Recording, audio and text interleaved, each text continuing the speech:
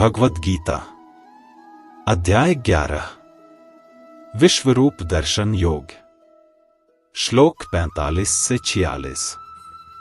अदृष्ट पूर्वण हृषितोस्मि दृष्ट्वा भयं च प्रव्यथितं मनो में तदेव में दर्शय देव रूपम प्रसीद देवेश जगन्निवास किरीटिनं गदिनं चक्रहस्तम इच्छामि त्वां द्रष्टुम तथैव तेनैव रूपेण चतुर्भुजेन सहस्रबाहो भव विश्वमूर्ते।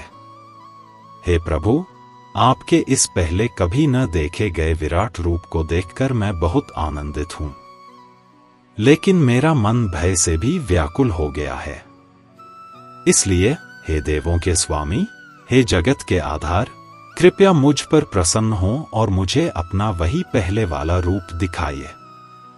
हे सहस्रबाहु, हे विश्वरूप वाले प्रभु, मैं आपको फिर से उसी रूप में देखना चाहता हूं जिसमें आपके सिर पर मुकुट हो, हाथ में गदा और चक्र हो और आप अपने 4 भुजाओं वाले दिव्य स्वरूप में दिखाई दें।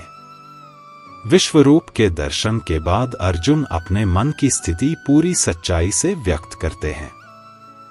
एक ओर उनका हृदय अपार आनंद से भर गया है, क्योंकि उन्हें ऐसा दिव्य दर्शन मिला है जो बहुत ही दुर्लभ है।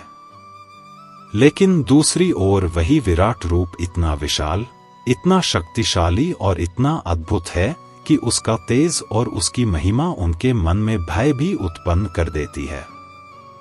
यह एक बहुत स्वाभाविक अनुभव है।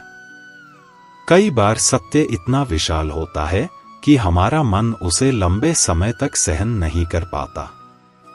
अर्जुन प्रेम पूर्वक श्री कृष्ण से प्रार्थना करते हैं कि वे फिर से अपना वही परिचित और स्नेह से भरा रूप दिखाए, जिसे देखकर उनके मन को शांति मिलती है।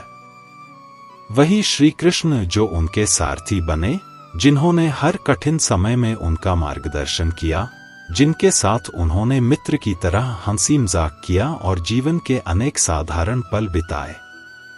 उस रूप में श्रद्धा भी है, अपनापन भी, महिमा भी है और मन को सुकून देने वाला प्रेम भी। फिर अर्जुन एक और विशेष प्रार्थना करते हैं। वे चाहते हैं कि श्री कृष्ण अपने उसी 4 भुजाओं वाले दिव्य रूप में प्रकट हों, जिसके हाथों में चक्र और गदा हो तथा सिर पर मुकुट सुशोभित हो। इसका कारण यह नहीं कि उन्हें विश्व रूप पर विश्वास नहीं रहा, बल्कि उस विराट दर्शन ने उनके मन के सभी संदेह हमेशा के लिए मिटा दिए हैं। अब उनका हृदय उस रूप को देखना चाहता है जिसके सामने वे शांति, प्रेम और भक्ति के साथ खड़े रह सके। विश्वरूप ने उन्हें दिखा दिया कि पूरा ब्रह्मांड श्री कृष्ण में समाया हुआ है और वही परम सत्य है। लेकिन 4 भुजाओं वाला दिव्य रूप उसी सत्य को ऐसे प्रकट करता है जिससे भक्त के मन में भय नहीं, बल्कि प्रेम, श्रद्धा और विश्वास जागता है। अर्जुन अभी भी उन्हें विश्वरूप और सहस्रबाहु कहकर ही संबोधित करते हैं, क्योंकि वे उस दिव्य अनुभव को कभी नहीं भूल सकते। अब वे जान चुके हैं कि चाहे श्री कृष्ण किसी भी रूप में दिखाई दें, उनके पीछे वही अनंत, सर्वशक्तिमान और सर्वव्यापी परमात्मा है। यही इस प्रसंग की सबसे सुंदर शिक्षा है। परमात्मा अनंत भी हैं और हमारे बहुत निकट भी।